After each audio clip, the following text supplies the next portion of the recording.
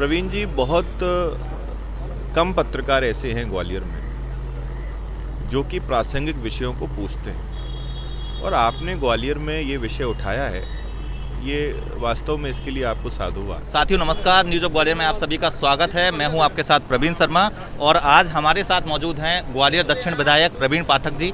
आज जन्मदिन है, पहले शुभकामनाएं सर जन्मदिन पे आपको बहुत बहुत। और मैं यही पूछना चाहूँगा कि क्या प्रोग्राम रहे जन्मदिन के दिन पर और क्या संदेश शहरवासियों को? देखिए, ये परमपिता परमात्मा की बड़ी असीम कृपा है कि उन्होंने इस जन्म में मुझे ऐसा दायित्व सौंपा है जो प्रत्यक्ष तौर पर मैं जनसेवा कर सकता हूँ। मैं अपने प्रत्येक जन्मदिन पर अपना आत्म मूल्यांकन करता हूँ और ये विचार करता हूँ कि कहाँ कमियाँ रह रही हैं।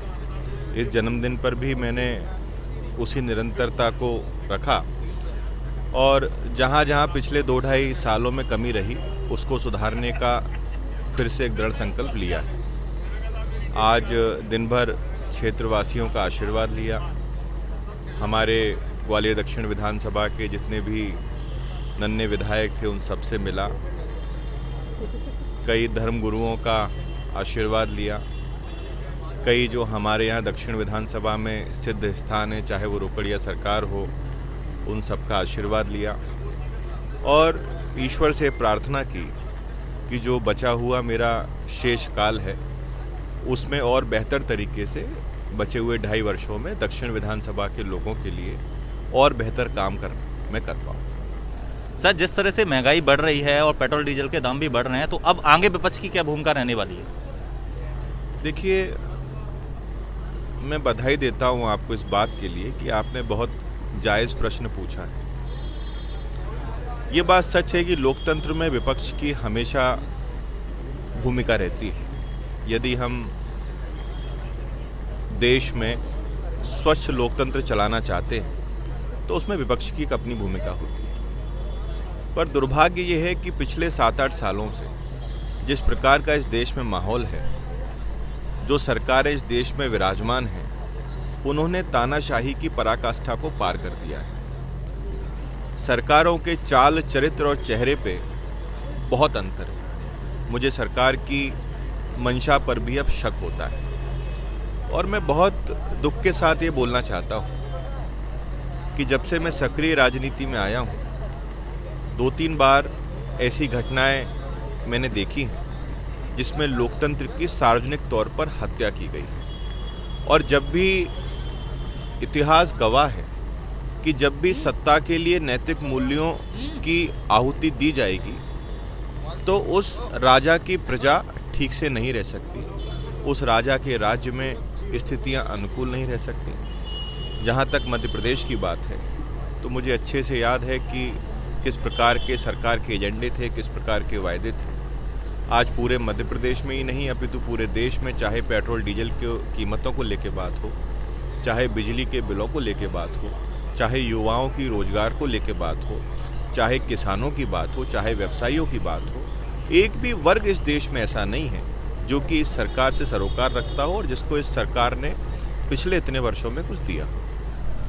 जनता का यही कहना है, जिस तरह से त्राही त्राही मची हुई है, जनता यही कह रही है कि अंधी सरकार और कमजोर विपक्ष के बीच हम फंस गए हैं। तो क्या विपक्ष इसी तरह से रहेगा या फिर विपक्ष ताकत के साथ जनता के साथ आगे खड़ा नजर आएगा? देखिए, विपक्ष बिल्कुल भी कमजोर नहीं है, पर परेशानी ये है कि सरकार तानाशाह हो गई है और लोकतंत्र में अपनी एक मर्यादा होती है, अपना एक समय निर्धारित होता है। जब आने वाले समय में 2023 में मध्य प्रदेश में चुनाव होगा तो निश्चित तौर पर जनता इस बात का फैसला करेगी। कमलनाथ जी को कार्यकारी अध्यक्ष, राष्ट्रीय कार्यकारी अध्यक्ष बनाने की भी बात चल रही है, तो इस पर कुछ कहना चाहेंगे? देखिए, कमलनाथ जी हम सबके नेता हैं और जितनी मेरी उम्र है उससे कई गुना ज़्यादा उनको राजनीतिक तजुर्बा है।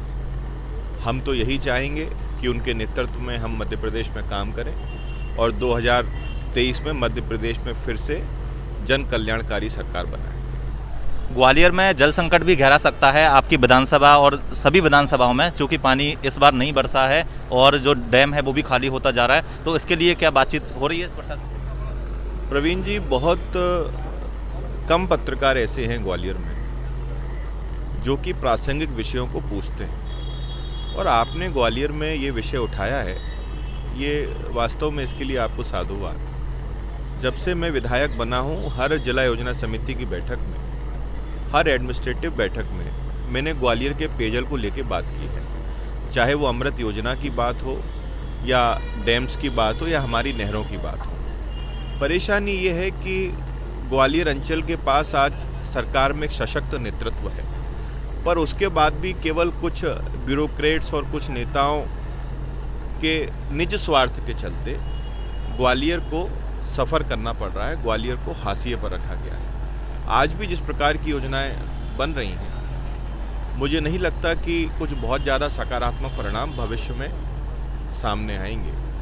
ग्वालियर के विकास के लिए हम सबको अपने आंतरिक मतभेद दूर करके एक सूत्री कार्यक्रम के साथ बैठना होगा और सरकार को चाहे सामाजिक संस्थान सुझाव दें, चाहे विपक्ष का कोई नेता सुझाव दे, चाहे कोई आरटीआई एक्टिविस्ट सुझाव दे, यदि वो सुझाव ठीक है तो सरकार को उस पर गंभीरता से विचार करना होगा और यही ग्वालियर के और मध्य प्रदेश के हित में है।